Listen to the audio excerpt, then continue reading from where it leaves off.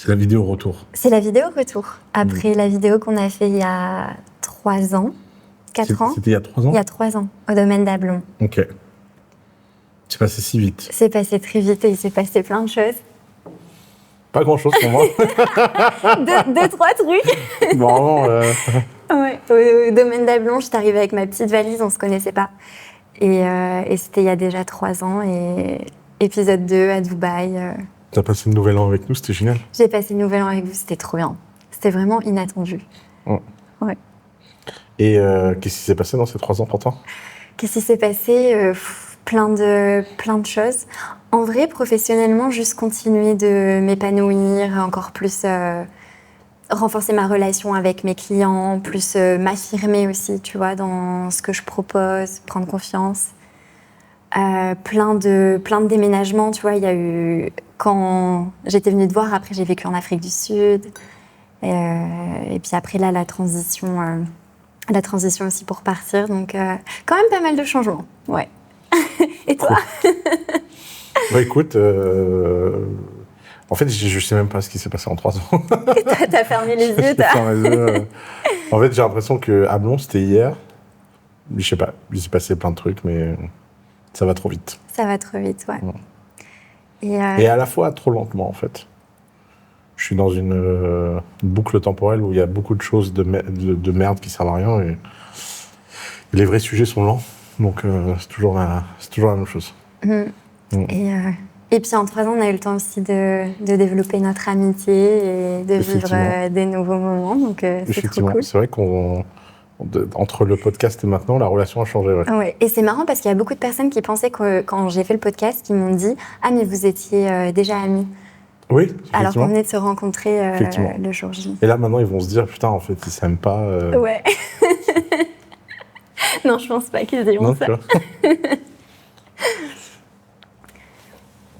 T'as ramené ton petit jeu de cartes à nouveau? J'ai ramené des cartes. Est-ce que tu veux piocher? Bah, tu sais bien que moi, j'aime bien jouer. Donc, il y a 1, 2, 3, 4, 5, 6 cartes. 6 cartes qui peuvent ouvrir à d'autres réflexions et d'autres choses. Let's go. Est-ce que tu auras la main chanceuse? De quoi es-tu reconnaissant cette année? Ah, c'est dur. De trouver les choses. Non, mais il faut... En fait, le problème de cet exercice, c'est que c'est toujours très, très dur de mettre en perspective les choses. Parce que il peut se passer plein de bonnes choses dans une année de merde, et il peut se passer plein de merde dans une bonne année. Alors, qu'est-ce qui fait que c'est une bonne année ou une mauvaise année?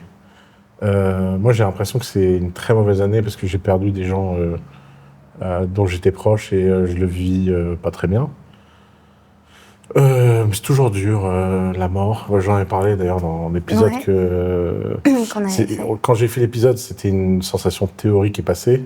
Aujourd'hui, c'est une sensation présente et forte. Mais en même temps, j'ai la chance de survivre, j'ai la chance de gagner ma vie, j'ai la chance de vivre à Dubaï, j'ai la chance d'avoir une équipe vidéo incroyable, j'ai la chance d'avoir été au Japon pendant 1 mois vivre une aventure folle, j'ai la chance d'avoir passé un été magique et hors du temps. J'ai la chance d'avoir des amoureuses qui sont toujours là, qui sont toujours les mêmes. Toujours les mêmes depuis le premier podcast. Avec qui ça se passe super bien. J'ai la chance d'avoir des dates fabuleux, des aventures. Enfin, en fait, c'est toujours...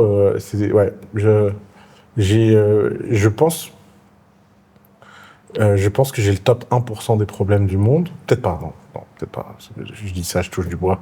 Ça pourrait être tellement pire. Donc disons que j'ai le top 10% des problèmes et j'ai le top 2% de la vie. Donc pour l'instant, le ratio est quand même très, très en ma faveur. Après, c'est comme tout, sur le coup, c'est jamais...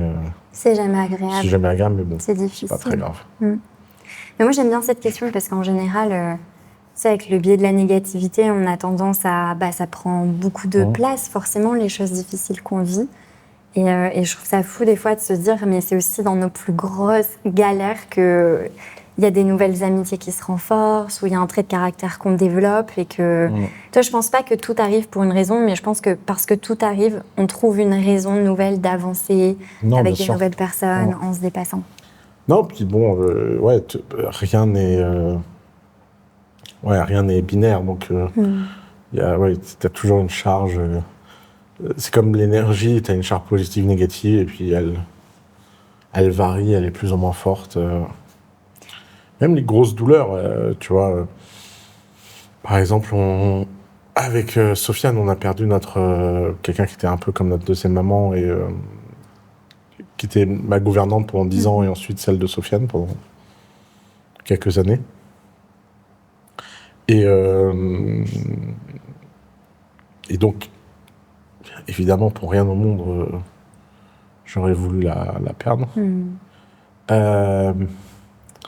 Mais bon, on a été dans son village d'enfance, on a rencontré sa famille, on a découvert que, en fait, on était des stars dans ce village. et pas de la façon habituelle d'être célèbre pour nous, ni par le piano, ni par le business, mais vraiment en tant que personnage dans la vie de Vera. On s'est rendu compte qu'en fait, Vera... moi, je percevais pas, en fait, à quel point elle était reconnaissante et admirative. Et, alors, évidemment, je pensais qu'elle m'aimait bien, mais quand tu vois déjà qu'elle-même était une célébrité dans son village, que tout le monde vient à son enterrement, que l'émotion, elle est complètement dingue, et que tout le monde, un par un, vient, moi et Sofiane, nous remercier pour ce qu'on a fait pour elle. Puis ils étaient même étonnés qu'on soit là. Et ils se sont même dit... Il y a un mec qui m'a dit, vous savez, Vera, elle parle beaucoup de vous et tout. On n'y croyait pas. Et on vous voit là. En fait, tout était vrai, quoi. Ouais, ça a rendu le truc concret. Ouais, ça, c'est bien aussi. Parce qu'ils se disaient, en fait, elle est folle, ces deux-là. Leur femme de ménage, quoi. Tu vois, genre, qu'est-ce qu'ils en ont à foutre, peut-être le cliché de il n'y a pas de considération. Ouais, exactement, ouais. Et alors que là, quand ils ont vu, tu vois, puis on est venus en famille, on était tous là, enfin, c'était quelque chose. Ouais, non, c'est sûr que ce genre de moment, ça recalibre un peu. Alors moi, ça m'a fait prendre une décision un peu radicale, qui est un peu marrante. Depuis la mort de Vera, je ne travaille plus le mercredi. Je sais pas pourquoi, d'ailleurs. Mais bon, voilà. Donc, d'ailleurs, on va kiffer souvent le mercredi ensemble. Ouais. On va faire des activités. On va faire des activités. Mais en fait, maintenant, tu vois, genre, les mecs me mettent des rendez-vous urgents. J'y vais pas. Quand les gens m'expliquent que c'est mercredi ou jamais, je dis pas c'est jamais. Pas jamais, ouais. Et en fait, mine de rien, non, ça marche. Les gens repoussent au jeudi, en fait. Le monde ne s'arrête pas de tourner. Et j'ai pris une deuxième décision. Alors celle-là, c'est Sandrine qui m'a poussé à la prendre. J'y croyais pas. J'étais très très sceptique. Mais je n'utilise plus mon téléphone avant 13h. Donc du réveil jusqu'à 13h, je ne touche plus mon téléphone. Waouh, ça a dû être un gros changement. Ouais, laisse tomber. Bah ouais, parce que t'aimes bien ton téléphone, quoi. J'adore mon téléphone, je suis greffé à mon téléphone. Après, je l'utilise toujours autant le reste du temps. Et il s'est passé un truc magique. Qu'est-ce que ça t'a fait ? J'ai multiplié par 10 ma productivité. Le téléphone, j'étais déjà productif. Mais en fait, le fait de me lever et de scroller comme premier truc le matin, en fait, ça me niquait. Je m'en rendais pas compte. Ça nous dérégule complètement après. Ouais. Et là, j'ai des matinées méga productives niveau travail comme jamais. J'étais arrivé à un moment pour la première fois de ma vie où ma courbe d'angoisse était supérieure à ma courbe de productivité. Parce que tous les jours, je créais de la dette de travail. Et donc, tous les jours, je finissais en ayant le sentiment de ne pas avoir fait ma to-do. Ouais, d'avoir tous tes tiroirs ouverts mentalement, quoi. Exactement. Et donc, cette double décision de plus travailler le mercredi. Donc, je travaille plus le mercredi. Avant, j'ai déjà pris cette décision sur le dimanche. Mais bon, c'était un peu plus simple sur le dimanche. Et donc, maintenant, j'ai le mercredi et le dimanche. Comme les enfants. Exactement. Mais moi, tu peux aller jouer, découvrir, faire des activités. Tu sais que je me suis dit qu'en plus, si j'avais des enfants, au moins, je serais déjà calibré sur leur rythme. Tu vois, on aurait nos 2 journées de libre. Et en fait, c'est pas con et les 2 jours à la suite, tu vois, le week-end, je me suis dit, est-ce que je coupe le samedi ? Le problème, je trouve que c'est dur d'être vraiment dans le kiff 2 jours de suite. Il y a un effet... Là, c'est précieux, tu as ton shot, tu y vas, quoi. Mais c'est vrai que le téléphone, moi, là, depuis la semaine dernière, je me force à les 90 premières minutes après le réveil de ne pas y toucher. Ouais. Et en vrai, c'est super dur. Et je pensais que j'étais un peu au-dessus de, tu vois, je scrolle. Mais en fait, pas du tout. L'addiction est réelle. L'addiction, elle est réelle. Et j'ai capitulé. Je me suis dit, il faut arrêter de se raconter des histoires, que notre motivation va surpasser un algo qui est fait pour qu'on tombe dedans. Ouais. Et le mercredi, pour ton entourage. Et c'est vrai que tu m'avais dit que, par rapport à ce qui s'est passé avec Véro, que ça t'avait aussi appris que, enfin, en tout cas, fait encore plus ancré que t'as pas envie d'attendre qu'il se passe des choses négatives pour donner clairement. la place à ton entourage. J'étais un peu en colère, effectivement. Ça, c'était l'autre. Donc, j'étais très heureux d'aller. J'étais extrêmement heureux d'aller visiter ce village, de rencontrer sa famille et tout. Et en même temps, j'étais très, très en colère vis-à-vis de moi, vis-à-vis de tout le monde dans mon entourage. Parce que je me suis dit, putain, il faut que les personnes meurent pour que vous preniez le temps, en fait. Et évidemment, j'étais en colère vis-à-vis de moi, mais aussi, tout le monde, en fait. Parce que je pense qu'on est, dans ma famille, on est tous responsables de ça, tu vois. On est tous très occupés, on est tous machin. Et en fait, je me suis dit, vas-y, c'est n'importe quoi. Tu vois, on va attendre la mort de chacun d'entre nous pour commencer à se la jouer nostalgique. Et donc ça, je me suis dit, non, on va arrêter. Donc, tu travailles 2 jours par semaine de libre, ça fait 80% de ton temps consacré au travail. Qu'est-ce que t'en penses ? C'est mieux que ça. Hein. C'est mieux, c'est déjà la première étape. C'est déjà la première étape. Je pense pas que j'aurai les moyens de faire moins. Puis après, peut-être ça sera des périodes, peut-être la base c'est 80% et tu diras, mais il y aura un mois ou une semaine par an qui sera dédié à Ouais, effectivement. Ça peut... Après, moi, je prends 15 jours à Noël et un mois en août, déjà. Ce qui refait 80% à l'année. Ah, donc t'as vraiment le chiffre là qui est pour l'instant. Non, je sais pas, c'est 80-20, tu vois, c'est Pareto. Mais bon, peut-être que ça changera avec le temps. Parce que après, c'est aussi ce que j'expliquais, c'est que ces 80% de travail sont pas forcément remplis de choses chiantes. Moi, j'ai déjà la chance, dans mon travail, de passer 80% à faire des choses que j'aime. Aujourd'hui, j'ai une mesure très objective dans mon agenda, parce que tout ce que j'aime pas, je le mets en rouge, tout ce que j'aime bien, je le mets en vert, et toutes les semaines, je regarde s'il n'y a pas trop de rouge. Ouais. À part quand il y a des rushs de procès, d'affaires légales, où là, il me bousille un peu mon temps, j'arrive à avoir déjà des semaines qui sont à peu près à 80-20, 100% vert, je sais pas comment font. S'il y a des gens qui arrivent, incroyable, quoi. Mais je sais pas comment faire. Il y a toujours des trucs qu'on aime pas. toujours un truc que t'aimes pas, que tu dois faire et tout. Mais bon, 80-20. Donc si j'arrive à faire 80-20 travail hors travail, et que dans le travail, j'arrive à faire 80% de kiff, je pense que je suis déjà dans les gens heureux. Ouais, je suis déjà dans les gens privilégiés. Heureux, je sais pas, mais je suis dans les gens très privilégiés par la vie, quoi. Aiment, quoi. Mais c'est vrai que je trouve ça trop dommage et je sais pas, on n'a pas des cours sur ça quand on démarre la vie adulte, mais j'ai l'impression que tout le monde, quand on prend notre emploi du temps, on fait le travail, genre c'est évident, on met le travail dans notre emploi du temps. Après, on va mettre les trucs de contrainte de la vie de tous les jours. Après, on va mettre le sport ou nos activités. Et j'ai l'impression qu'en dernier, quand on peut et qu'on a le temps, on cale un dîner avec un ami. Mais quand on a le temps et on ne le met pas en priorité, alors qu'on sait que le facteur numéro 1 d'une vie où tu vis en bonne santé et tu vis justement heureux et en paix, c'est les relations. Ouais, c'est un truc qui me dépasse. Ça a autant d'impact sur la longévité que la bonne nourriture, la santé ou l'air. Ouais. Mais il y avait l'étude d'Harvard qui a été l'étude la plus longue menée sur le bonheur. Ouais. Où ils ont suivi pendant des années et des années, ils ont même suivi les enfants et les petits-enfants sur les gens les plus heureux, et c'était le facteur numéro 1, les relations. Et on adore... c'est vrai que dans la culture méditerranéenne, quand tu vas avec les copains, boire, manger, jouer de la musique, c'est sûr que tu rentres chez toi, tu te sens full fil, quoi. Ouais, ils développaient moins de maladies comme Alzheimer, ils développaient moins de maladies liées au stress chronique aussi. Il n'y a qu'à voir ce qu'on a vécu dimanche, tu vois. Ouais. C'est que Samuel, il m'a fait Il t'a dit quoi ? Il m'a fait le plus beau message du monde. C'est vrai ? Il m'a dit qu'en 5 ans, il n'avait pas passé un aussi bon moment. Ah, trop mignon. Ouais. Alors qu'il suffisait juste de lui mettre Dinner dans une pièce.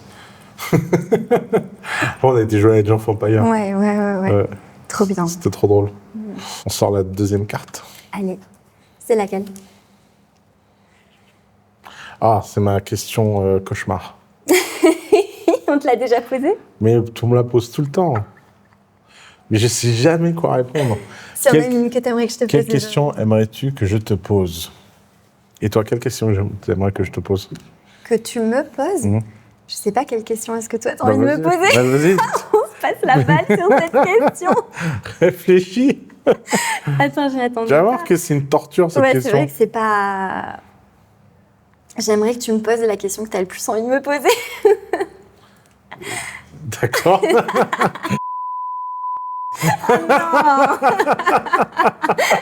Là, ils ont fait ça, ils ont dit, bah, allez, on va devoir couper. Non, coupe pas, je m'en fous. Une autre. Non, je sais pas. Non, mais en fait, vraiment, tu sais que j'ai un problème, moi. Par exemple, à la question dimanche, on a fait un déjeuner. Quelqu'un me dit, t'as invité qui? Je dis, bah, je sais pas. Et il dit, mais je te crois pas, c'est pas possible. Et je dis, bah, Tu te souvenais plus. dans la semaine, à chaque fois que j'ai vu quelqu'un de sympa, je lui ai dit, viens ce week-end, tu vois. Et à un moment, j'ai dit, ah bah c'est bon, il manque plus que machin et machin, on démarre. Donc dans ma tête, je me disais, ah bah il y a tout le monde. Et là, il y a 4 personnes qui sont arrivées après. Et j'avais complètement oublié que je savais. Mais oui, parce qu'il y en a un, je me souviens, tu l'avais rencontré genre le jour d'avant. Ou... Ouais, tu vois. Tu savais plus trop qui c'était. Je me souviens plus de son nom, effectivement. Mais donc tu vois, c'est pas... Et en fait, je sais pas faire de liste. Je sais... Si tu me dis, ouais, c'est quoi tes 3 livres préférés, je suis incapable de répondre. C'est quoi Alors que si tu me dis un livre, je peux te dire de 0 à 10. La question que j'aimerais qu'on me pose... Non, la vérité, c'est que j'aimerais qu'on me pose une question qu'on m'a jamais posée. Et je ne sais pas quelle est cette question, puisque j'ai l'impression qu'on m'a posé toutes les questions. Ok. Donc si tu arrivais faire un travail de recherche. Si tu arrivais à me faire une question vraiment... C'est quoi la question que tu adorerais me poser, mais que tu n'oserais jamais me poser? La plus folle. Je te promets que si tu la poses, je réponds. No filtre. No filtre. Ah, je sais pas, moi je pense que ça serait plus des questions, il faudrait que j'arrive à la formuler, mais pour rentrer dans ta tête en fait, tu vois. Ah ouais? Ouais, Ok, rentrer rentre dans ta ma tête. De réussir à ouvrir et analyser comment tu penses, comment tu as tes schémas de réflexion décisionnels. Je te poserai, est-ce que tu as des plans secrets par exemple? Tu vois, Ah ouais, tiens, c'est voilà. une super question ça. Ouais. Est-ce que j'ai un plan secret? Ouais. Est-ce que par exemple tu penses que je suis stratège? J'ai l'impression que tu es spontané, plus que stratège. Ouais. Que tu fais les choses avec le cœur parce que c'est beau, parce que... Et qu'après tu prends des décisions. Les gens imaginent effectivement que je suis un grand stratège, je sais pas pourquoi d'ailleurs. Ouais. Je pense que l'un des plus grands décalages entre mon personnage public et mon personnage privé, c'est que les gens imaginent en voyant les fragments publics que tout a été planifié, calculé, et que les gens en privé sont paniqués du manque d'anticipation que je peux avoir. Effectivement, j'ai aucun sens du calcul. C'est un effort planifié, stratégisé, ça me fatigue. Ça m'enlève toute énergie. Par contre, je suis très très fort en changement de cap. Je suis capable de prendre des 180 degrés sans remords, sans émotion, sans... De changer d'avis. Ouais, et puis tu vois, par exemple, récemment, j'ai travaillé 3 semaines sur un projet non-stop. On a tout construit, on a tout fait, je me suis rendu compte qu'il y avait un truc qui n'allait pas, on a tout effacé. Alors que je pense que les gens, ils essaieraient de corriger, de machin. Moi, rentabiliser. Ouais, moi, ça me dérange pas de prendre des pertes. Non, je pense que ça se perçoit. Je pense que t'aimes les gens et du coup, tu travailles avec eux. Tu trouves quelque chose de beau et du coup, tu en fais un projet. Ouais, j'ai l'impression que tu fonctionnes plus exactement. comme ça. Donc, t'as pas de plan secret. J'ai pas de plan secret, non. J'ai pas de plan secret. J'aimerais bien en avoir. Ça va décevoir les gens, ça, de dire que t'as pas un plan diabolique. J'aimerais trop avoir une sorte de grand objectif dans la vie. Mais malheureusement, je suis trop fainéant, en fait. Et est-ce que justement, il y a... toi, tu parles de changer d'avis. Est-ce qu'il y a un avis, une croyance ou quelque chose qui a fondamentalement changé, par exemple, ces dernières années, tu vois. De dire ça, je le prêchais ou ça, j'étais sûre. Et aujourd'hui, je me suis rendu compte que peut-être j'avais tort ou que j'ai nuancé. Alors, je vais te dire un truc très drôle. C'est qu'à mon avis, c'est arrivé plein de fois, mais je ne m'en souviens pas. Puisqu'en fait, je me souviens jamais quand je change d'avis. Je me rends compte quand je change d'avis parce que des gens à qui j'ai affirmé l'inverse sont en mode mais non. Tu m'as pas dit ça Tu m'as la pas dernière dit ça. Donc non, j'ai une très grande flexibilité mentale. J'ai peu de. En fait, j'ai un exercice auquel je tiens énormément. C'est que j'essaye toujours de réduire mon identité au minimum. Et les gens ont toujours besoin de te donner une identité. Par exemple, dans ma précédente boîte, on avait une répartition des rôles entre nous. Et donc, on me qualifiait, tu vois, de pas artistique. Tu vois. Ok. C'était genre... Et moi, ça me faisait énormément rire parce que c'est une très grande part de mon identité. Bah oui. Mais je jouais la caricature pour laisser cette place. Parce que je me disais, bon, déjà... T'ont collé une étiquette. Ils m'ont collé une étiquette, autant qu'on l'utilise, l'étiquette, tu vois. Mais en fait, moi, il n'y a aucune étiquette qui tient sur moi. Si à un moment, j'ai envie de changer, je vais changer. Alors, il y a des choses qui sont dures en termes de caractères fondamentaux. Parce que là, c'est pas des étiquettes, c'est plus des forces vitales. Ouais, forces vitales. Mais je pense que c'est une très bonne pratique dans la vie d'essayer de garder son identité la plus petite possible. Ouais. Que ce qui te définit soit vraiment... tu vois, je ne tuerai point. Ok, facile ça. Ouais. J'essaierai de ne pas faire à autrui ce qu'on ne veut pas faire à moi-même. Okay. C'est déjà pas mal en vrai, déjà, si tout le monde respectait ça. Ouais, bah, ça, c'est sûr. Ouais. Mais donc, tu vois, quand t'as réagi ça à petite échelle, après le reste, c'est... Et je pense qu'il y a même, tu sais, on en avait parlé la dernière fois au déjeuner où je disais, je trouve que le manque de nuances est un signe de quelqu'un qui n'est pas intelligent. Et je pense que c'est pareil, au plus une personne, je trouve, va essayer de structurer sa personnalité, la définir. Moi, mes valeurs, c'est ça, j'applique ça et tout. Je me dis, pourquoi tant de besoin de mettre un cadre et de renforcer? Et je pense que c'est parce que ça peut faire peur, tu vois, aux gens d'être juste... ça peut être vertigineux de dire, bah, si je me colle pas 14 étiquettes, qui je suis, tu vois. Bien sûr. Bah, je suis personne. Voilà. C'est cool d'être personne. Ouais, tu peux te réinventer, changer d'avis et apprendre. Pour ça, j'aime bien aller à Las Vegas. Parce que c'est la ville où tu as le droit d'être qui tu veux, personne ne l'interroge.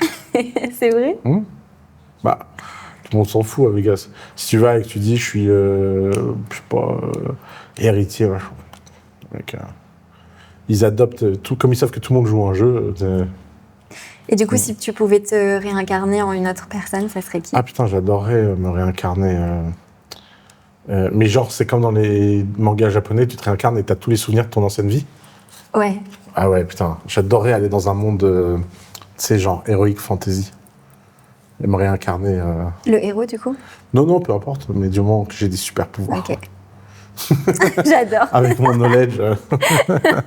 Là, qu'est-ce que tu ferais, là? T'es très dans les questions sur l'apprentissage. Hein. Bah écoute, tu peux les remélanger. C'est ton écriture? Ouais. Ah, tu crois qu'il y a un ordre? Non, mais j'en ai fait plein. Et... Okay. Quel récent déclic apprentissage as-tu eu? Bah, j'ai eu ce qu'on a dit avec Vera. Et il y a un autre, j'ai eu le téléphone. Et j'ai un autre truc, mais j'ai hyper honte de l'avouer. C'est quoi? Je sais pas si je devrais parler de ce genre de choses. Non, je ne regarde plus de porno. Et effectivement, c'est un autre truc. J'ai moi-même dit, bah tiens, j'ai dit dans le podcast, c'est de la connerie ce truc. Et en fait, non, ça nique le cerveau. Ça nique le cerveau. Et le rapport à dans la vraie vie ou pas? Ouais, ou juste le côté addictif? Ça, je sais pas, je vis déjà dans un film. Mais disons qu'en fait, c'est plus simple d'être excité, quoi. Mais je pense que c'est un vrai sujet, hein, de toute façon, l'addiction au porno. Et je pense qu'il y a plein, enfin en tout cas sur ce que je vois aussi sur les réseaux et tout, plein de mouvements et plein de personnes, même hyper jeunes, qui se disent j'essaye de complètement refuser ça pour pas altérer. Ouais, donc ouais, je suis passé d'une consommation quotidienne à ne plus consommer du tout. Et bah bravo. Et ça t'a fait... En tout cas, c'est positif. Mais non, mais ça marche en fait. Ouais. Mais ça m'énerve que tous ces trucs soient vrais en fait. Ouais, c'est vrai, c'est chiant. Non, mais tu vois, et puis quoi encore? Je vais devoir aller faire du sport. Puis le regarder. Putain, si je vais à la gym et que ça marche, là vraiment je vais être vénère quoi. Je vais dire, au final, ils avaient raison. Putain, je vais me transformer en gym bro. Ça serait super drôle. Ok, donc c'est quand même. Non, exagérons rien, mais. Tout est possible. Et tout est possible. Mais c'est un vrai déclic parce qu'en fait, ça participe à tous ces sujets de clarté mentale. Après, le problème, c'est que. En fait, je sais pas comment. J'aimerais bien être un consommateur raisonné de porno.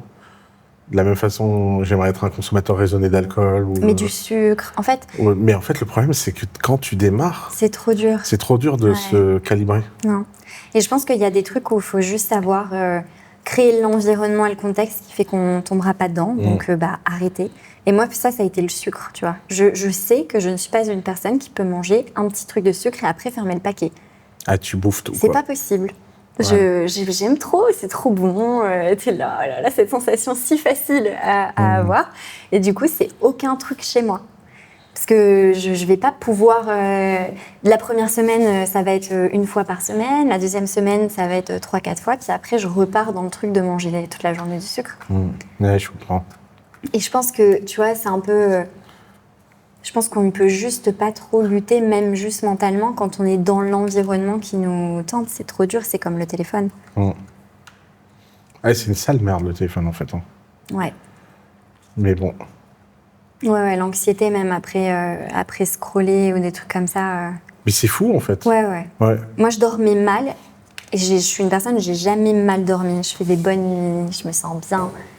Et en fait, je me suis rendu compte que ces dernières semaines, je scrollais plus le soir. Ouais. Et t'as des bonnes apps anti-scrolling? Non, moi j'enlève juste les apps de mon téléphone. Mais donc mais ça c'est le problème, c'est que c'est chiant d'enlever une app du téléphone. Et après j'ai un réveil, enfin du coup j'ai une alarme le matin et le soir où je dis ok, avant cette alarme qu'elle se déclenche le matin, je peux pas ouvrir mon téléphone.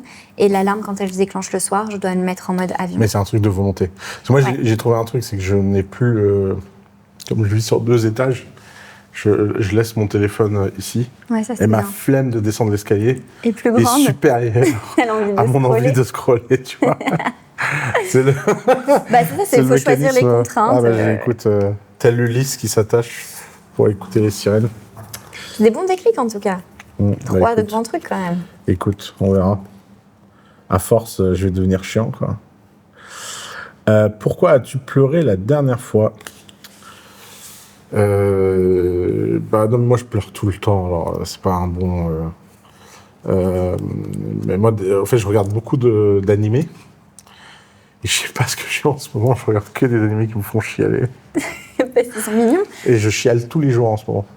Mais je sais pas ce qu'ils ont en ce moment dans les animés à mettre autant d'émotions. C'est toi qui as des choses à... Non, attends, ils se font buter leur mère, ils se font...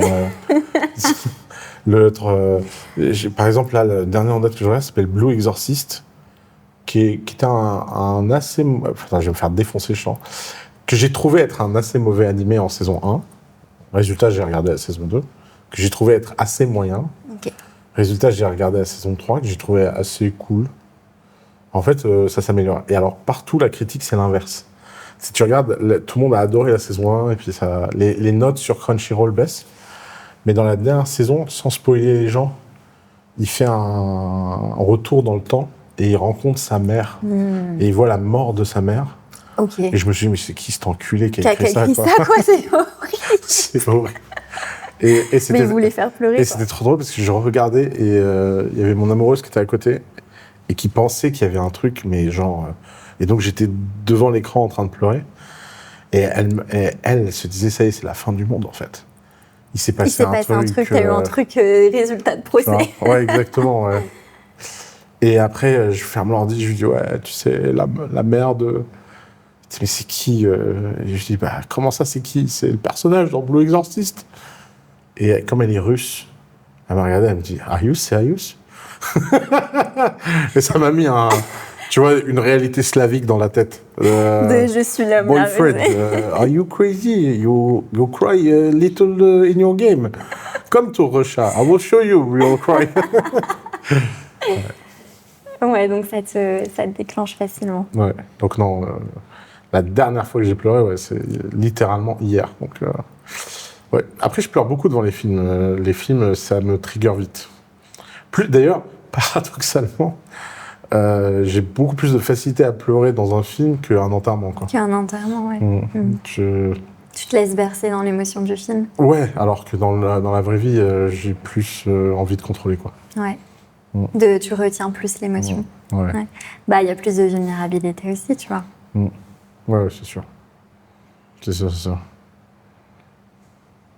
Après, bon, on n'est plus à l'époque où on dit qu'il ne faut pas que les hommes pleurent, ou je sais pas quoi. Je sais pas d'où ça vient, ça. Qu'on est en train de changer d'avis ? Non, qu'on se soit dit que les hommes ne pouvaient pas pleurer. Je pense que ça venait avec tout le combo. Les hommes sont rationnels et les femmes sont émotionnelles. Non, mais ça, c'est vrai. ça, je suis désolé de te le dire. Mais... On va dire que forcément, par l'éducation, on est plus connecté à nos émotions. C'était vraiment pour te taquiner. Je pense qu'il y a autant de femmes qui sont des hommes que d'hommes qui sont des femmes. Moi, je pense que les hommes, il y a beaucoup d'hommes qui se disent rationnels et qui sont full émotionnels dans leurs décisions. Mais vu qu'ils sont construits une narrative, qui prennent les décisions de façon rationnelle, alors que je le vois, ils vont prendre une décision par la peur, par l'ego, dans des négociations, des choses comme ça, mais ils ont la narrative de « je suis rationnel ». Donc ça, c'est intéressant. C'est vrai, ça c'est un très bon point. D'ailleurs, un des trucs qui a le plus changé ma vie cette année, c'est de parler en permanence à une IA, et d'avoir une IA assez bien calibrée sur ces sujets d'analyse hors contexte, de perspective, d'ego et de machin. Et à tel point que la semaine dernière, elle m'a vexé. C'est vrai ? Ouais, c'est la première fois qu'une IA me vexe. Et ça m'a tellement vexé que je me suis rendu compte que c'était vrai. Elle t'a dit quoi ? C'était méga technique. Mais en fait, je parlais d'un dossier juridique. J'avais une idée extrêmement précise de comment j'allais gérer. Et la première phrase de l'IA était terrible. Elle dit tu crois que c'est une solution, mais c'est juste une fuite en avant de ton ego. Waouh, elle t'a cassé, quoi. Et après, elle démonte les arguments. Et donc, j'étais vénère. Et donc, j'ai commencé à répondre en mode mais non, mais t'as rien compris. Et je sais pas ce qui s'est passé. Elle était dans un mauvais mood, cette IA. Et elle m'a défoncé. Et donc, j'ai rage quit en me disant mais c'est n'importe quoi, Sam Altman, connard. Ouais, la réaction pure de c'est faux. Ouais. Et j'ai été dans Claude AI, qui est moins bien réglé pour moi. Et je lui ai posé le même truc. Et bon, ça m'a dit la même chose, mais différemment. Et je me suis dit, putain, merde, je suis vraiment en train de faire une connerie, en fait. Donc ça t'a remis en question. Et en fait, j'étais persuadé que c'était rationnel, alors qu'en fait, c'était pas rationnel. Et après, je suis venu et j'ai dit à ChatGPT, il s'avère que je pensais que c'était une décision rationnelle, alors qu'en fait, c'était porté par l'ego. J'avais même pas conscience que c'était porté par l'ego. Est-ce que tu pourrais m'expliquer ce qu'il y a de dangereux pour moi dans cette décision, tu vois ? Et ça m'a donné une très bonne analyse. Et après, je dis, OK, bon, très bien. Imagine que tu veux achieve le même résultat, mais sans prendre ces risques. Comment tu ferais ? Et là, ça m'a sorti un truc de ouf. Ouais. Et là, c'était rationnel. Ouais, là, c'était rationnel. Ouais. Mais ça, je pense que la plupart ont fait ça. Mais c'est fou parce qu'avant l'IA, c'était pas possible. Avant l'IA, je sais pas qui... En fait, je sais pas qui, avant l'IA, aurait eu le pouvoir de m'empêcher de faire cette connerie. Que là, vu qu'elle te connaît et que tu l'alimentes, elle sait comment tu raisonnes. Mais c'est une vraie question dans, tu vois, dans les prises de décision, dans la résolution d'un conflit. Et ça, c'est un truc que je pose souvent aux gens, c'est mais là, la démarche que tu vas faire, c'est parce que tu veux gagner le conflit et gagner le truc, ou c'est parce que tu vas avoir raison ? Parce que tu sais, des fois, c'est deux stratégies différentes et on les mélange sans s'en rendre compte, en fait. Ouais, exactement.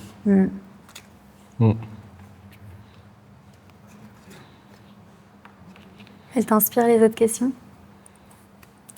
À qui ne dis-tu pas assez « je t'aime » ? À part Nathan. Parce que tu lui dis beaucoup ? Non, justement.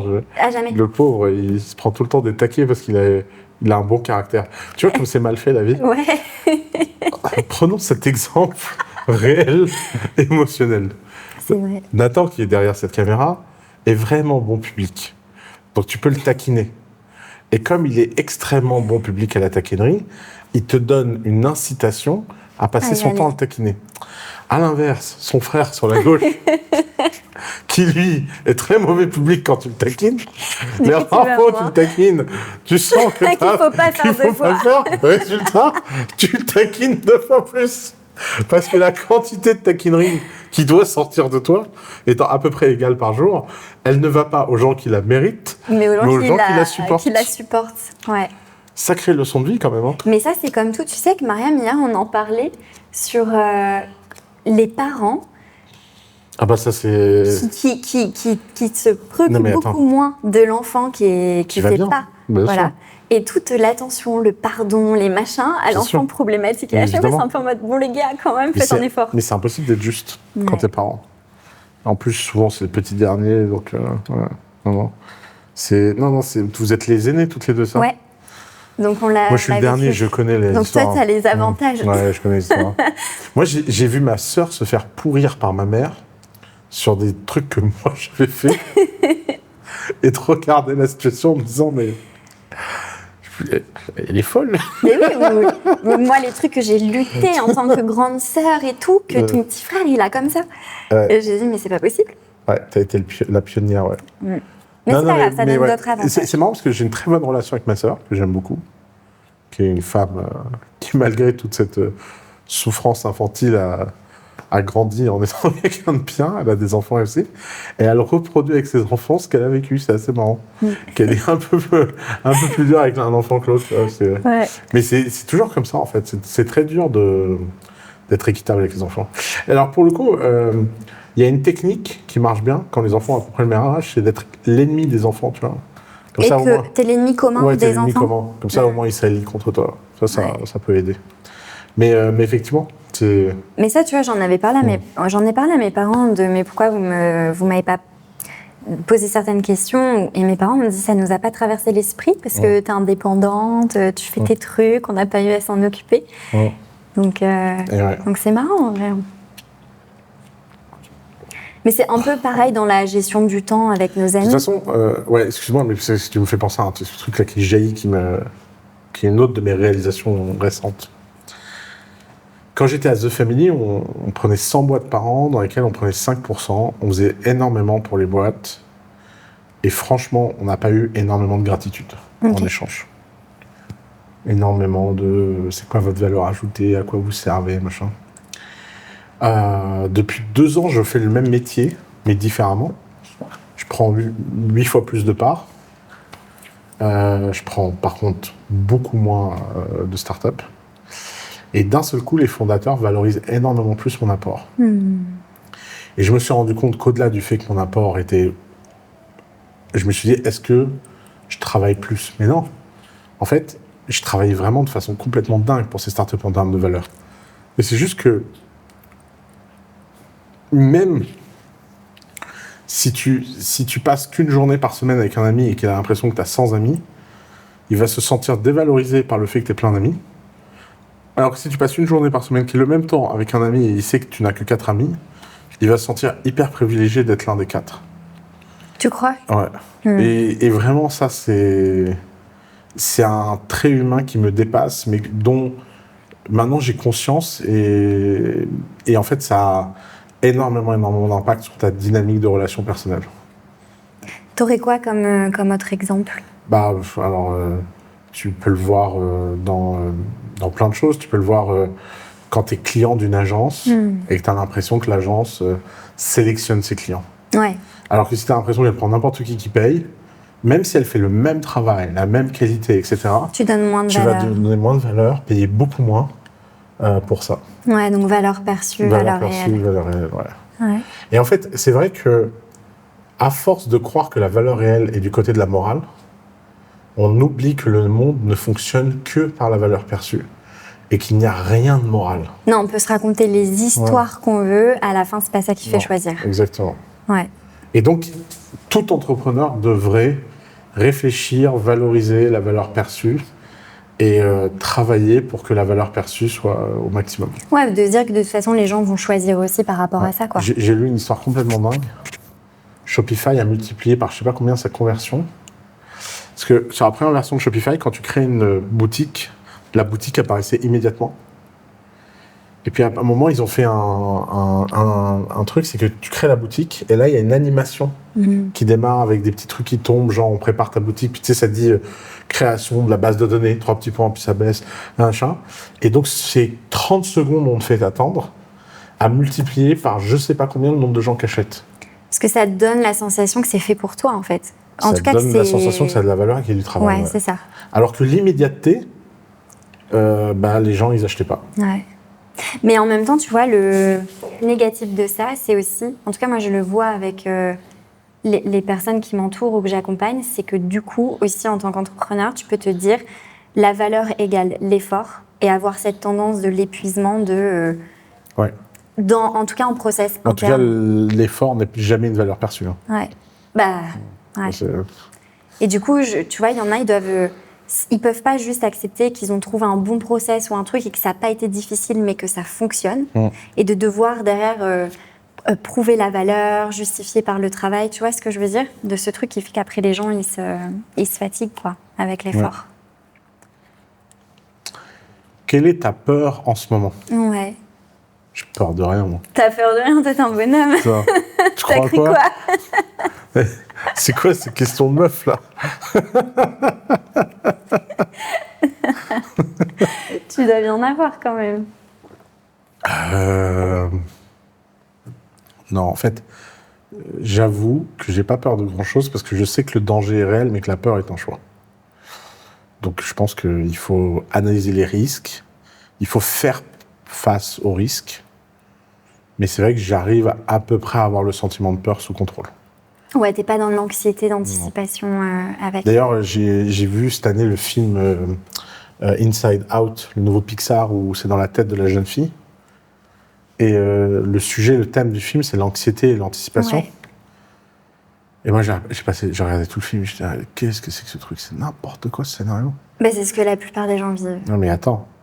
Et je sors et j'étais avec quelqu'un, je dis, mais c'est n'importe quoi. Si les gens, ils avaient ça dans leur tête, mais comment ils vivraient malheureux? Et j'étais, mais comment ça? Mais moi, j'ai ça dans ma tête en permanence. Et j'ai découvert qu'en fait, moi, le petit bonhomme de l'anxiété, là, il avait dû être bâillonné par les autres. il est comme ça, là. Ils lui disent, tu sors pas, toi, c'est mort. Il est dans le placard et tu sors pas, quoi. Donc non, effectivement, j'ai été très, très chanceux d'avoir une très, très grande lucidité dans l'analyse des dangers, en fait. Mais c'est ça, hein, c'est toute une façon, de toute façon, de lire les situations. Et c'est pour ça que le recadrage cognitif marche bien. C'est horrible, mais c'est la façon juste avec laquelle on va regarder et percevoir les choses. Oui, bien sûr, bien sûr. Ça tient qu'à ça. Il faut regarder le film avec Will Smith, After Earth, qui est le meilleur film sur le sujet. C'est un très mauvais film. C'est un très mauvais film? Ouais, j'ai regardé. Sur ce sujet. C'est un navet, mais... Ouais. En fait, c'est des gens sur une planète où il y a des monstres qui viennent tuer tout le monde. Et les seules personnes qui peuvent tuer ces monstres, c'est les gens qui ne ressentent aucune peur. Et sauf que le monstre, il est moche, il fait peur. Et le personnage principal est le plus grand tueur de monstres de la planète. Et il a un fils qui est une tapette, qui a peur de tout. et il essaye d'éduquer son fils à ne plus avoir peur. Et la phrase principale du film est Danger is real, but fear is a choice. Ouais, parce que quand on dit on n'a pas peur, si on n'a pas peur parce qu'on est inconscient, c'est de la bêtise. C'est de la bêtise. Ouais. La question, c'est comment on traite le danger, les problèmes et les situations qui vont avec. Tu penses que tu es de caractère optimiste? Optimiste? Ouais. J'ai largement le biais de l'optimisme. Voilà, donc ça aide aussi. Je n'ose pas imaginer que quelque chose ne puisse pas marcher. Ouais, c'est ça. Et quand ça marche pas, je me dis, il y aura quelque chose de mieux. Ouais. Mais ça, c'est bien de vivre comme ça. Ouais. Ouais. Tu sais que c'est un truc qu'on peut changer dans le cerveau avec une impulsion électrique? Je savais pas ça. Tu veux regarder une vidéo de TED complètement folle sur le sujet? Donc c'est une nana qui est neurochirurgienne et qui a découvert qu'en envoyant dans une certaine zone du cerveau à un moment précis un certain voltage, tu passais de biais optimiste à biais pessimiste. Et ce qu'elle explique, c'est que on pourrait se dire, mais c'est génial d'être biais optimiste dans toutes les situations. Sauf que par exemple, le taux de mortalité des pompiers est directement lié à est-ce que leur cerveau est activé en zone optimiste ou pessimiste. Les pompiers en zone optimiste ont un taux de mortalité Plus élevé. plus élevé que les pompiers en zone pessimiste. Et le plus fou, c'est qu'une simple décharge électrique au bon endroit avec le bon voltage change le réglage. Ouais, moi, je n'irai pas quand même, tu vois. T'imagines ? Ouais. C'est là où on pourrait te rendre pessimiste. Ouais, mais je pense que les gens, ils travaillent tellement dur pour faire l'inverse. Bah non, mais surtout, ils pourraient prendre une décharge électrique pour faire l'inverse. Faut que tu regardes cette vidéo, elle est incroyable. Ouais, tu me l'enverras, je regarderai. Ouais. Mais c'est un vrai truc qui peut se travailler. Mais la plupart des gens ont l'inverse, ont le biais de négativité et l'anxiété d'anticipation parce que justement, ils imaginent les scénarios catastrophiques. Ouais, Moi, je suis plus comme toi, tu vois. Je vais partir à l'étranger sans visa et me dire ça passe, tu vois. Et en fait, après, ça passe pas, quoi. T'essayes de résoudre des trucs, des machins, tu dis, ben non, ça passe pas. J'ai perdu de l'argent, j'ai perdu du temps. Mais tu sais quoi, ça fait des anecdotes. Oh là là. Et j'ai une question par rapport à ton entourage. Avec ces dernières 3 années qui ont été mouvementées, autant tu vois sur voilà, les réseaux, tout ce qui s'est passé, comment est-ce que ça a changé ton entourage ? Rien du tout. Rien du tout. Déjà, ils ne parlent pas français, donc ils n'ont rien suivi. Ça, c'est un grand avantage. Je veux dire, en fait, le fait que j'ai littéralement personne qui soit français dans mon cercle intime, bah, ça fait qu'en fait, ils s'en foutent complètement. Ouais. Quoi. Ils comprennent pas. Puis même, culturellement, j'ai essayé d'expliquer pourquoi je devais démonter le manoir. C'est la conversation la plus longue de ma vie. De devoir leur expliquer pourquoi. Ouais, mais c'était n'importe quoi. Ouais. Genre, je pense que si j'avais fait la conversation en mandarin, elles auraient eu plus de chances de comprendre. Genre, parce qu'en fait, on a tellement l'habitude en France de vivre dans un système complètement what the fuck et de comprendre l'imbrication de tout ce what the fuck dans un espèce de méli-mélo, de paradoxe, de pondération, de machin. Oui, on est déjà câblé pour recevoir ça. Le système français est d'une complexité folle. Hein, c'est pas. T'essayes d'expliquer ça à une Allemande, une Ukrainienne, une Libanaise, tu vois. Ah, ils sont pas câblés, ils ont pas les références en fait. Ouais. Et donc en fait, d'ailleurs, j'ai un de mes meilleurs amis, sa meuf, pareil, elle n'est pas française. Elle a vu passer sur Instagram, elle lui a demandé de traduire. Il m'a dit, j'ai passé la pire heure de ma vie. Elle dit, en fait, j'ai essayé de... Et en fait, elle me disait, non, mais... Et en plus, c'est toujours le même phénomène. C'est que quand tu essaies d'expliquer ces trucs français, soit la personne en face te croit pas et se dit, non, mais il y a un truc que tu as raté. Soit elle pense que toi, tu n'as pas compris. Ouais, elle doit dire, non, mais il s'est inventé une histoire et... Non, pire, même pas inventer une histoire. Genre, juste, t'as pas compris. T'as pas compris, juste t'es teubé. Et donc, non, ce choc culturel, il est vraiment dur, mais il a un avantage. Bah, c'est qu'ils peuvent pas lire les commentaires des haters, les machins, les trucs, tu vois. Donc ça les touche pas et ça les... Non, ça les touche pas vraiment. Et pareil, dans tes dynamiques, des personnes avec qui tu travailles plus sur le marché français et tout, tes relations, elles ont été préservées ? Ouais. Bah après, ils sont solides. Hein. De toute façon, je travaille pas avec grand monde, mais Alison, elle est solide, enfin, elle est incroyable. C'est vraiment une femme d'affaires. Donc, si tu veux, elle reçoit une lettre de Nicolas Quint, elle est en mode, vas-y, parle à ma main, quoi. Avec, tu vois, avec toujours un truc un peu marrant, c'est que Colin envoie des lettres en disant « Faites attention, il va piquer dans la caisse ». Et Alison, elle te répond « De toute façon, la caisse, c'est moi qui la remplis et puis c'est moi qui lui donne son argent. » Donc, en fait, il y avait peut-être un problème dans votre association, que ce soit lui qui génère l'argent à 100%, tu vois. Et c'est vrai que maintenant, j'ai plus aucun associé qui n'est pas générateur, tu vois. Sur ça. C'est-à-dire que The Family, j'étais dans une situation où si je partais, il n'y avait plus rien. D'ailleurs, je suis parti, il n'y a plus rien eu. C'est factuel, c'est pas un truc... tu vois, il y a 5 ans, on aurait pu se dire, ouais, ils vont faire autre chose et tout. Ils ont rien fait pendant 5 ans. Alors qu'à l'inverse, TJM, je suis sûr que je pars, ça continue. Ouais, ça dépend pas de toi. Et ça, c'est vraiment une... Puis même pour moi, c'est un poids... En moins, ouais, tout dépend pas de toi, Non, de ton personal branding, exactement. de ton application. Ouais, exactement. Sauf que c'est un vrai projet porté par plusieurs personnes. C'est un projet porté par... tu vois, donc c'est mon seul projet qui me rattache à la France aujourd'hui. Tous mes autres projets sont en dehors de France. C'est mon seul projet en français. Tous mes autres projets sont même plus en français. Bon, ce sera ma petite nostalgie. Et puis, l'avantage, contrairement à tout ce que j'ai fait avant en France, c'est que c'est le seul projet. TGM, c'est un projet qui est profondément aligné avec l'esprit français.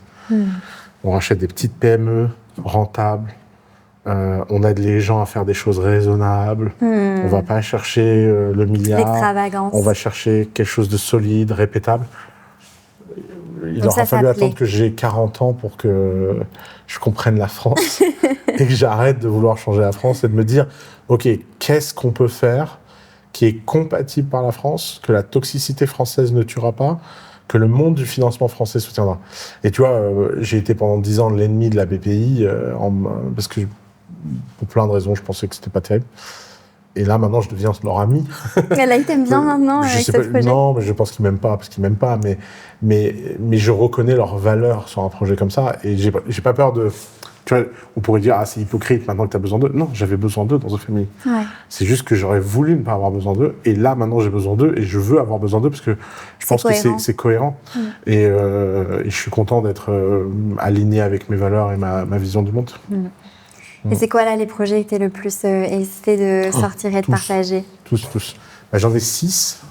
Alors, en théorie, je devrais en faire que 5 par an, mais j'en ai 6. Bon, un de plus. C'est d'ailleurs... Et pourquoi 5 par an? Parce qu'il y a 5 çjours dans une semaine. Ok, donc tu veux dédier un créneau par projet dans l'idéal? L'idéal. Dans l'idéal. Mais ça marche à peu près comme ça en fait. Alors 6, c'est un peu compliqué parce qu'il y en a un qui... Mais il y en a un qui va bientôt ne plus avoir besoin de moi. Mais grosso modo, comme je sais pas faire de liste, je vais devoir regarder la liste de mes projets. Le champagne sans alcool. Tu connais mieux mes projets que moi, putain. Exactement. Les jackets. Attends. On va les prendre un par un. Donc, premier projet, Al-Azraq, qui veut dire le bleu en arabe. Ça fait 3 ans que je rêve de créer un village à Dubaï. J'ai pitché tous les promoteurs de Dubaï. Pour les personnes âgées et tout? Pas pour les personnes âgées, okay. Pour moi, pour ma famille. Ah, pour toi? Ouais, ok, trop bien. Personnes âgées, bah, toi, merci. On rigole. Non, j'avais envie de créer mon village pour vivre avec mes enfants, ma famille, mes amis. Trop bien.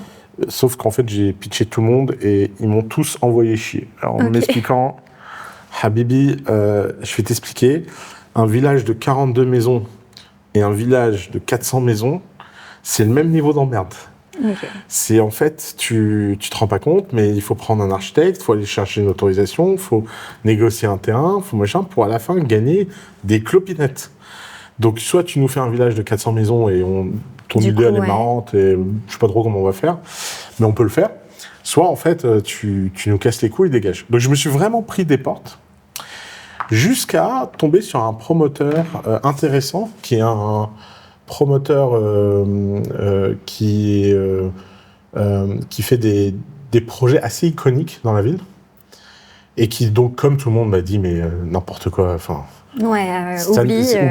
Et il dit mais par contre l'idée elle est géniale, pourquoi tu fais pas une tour?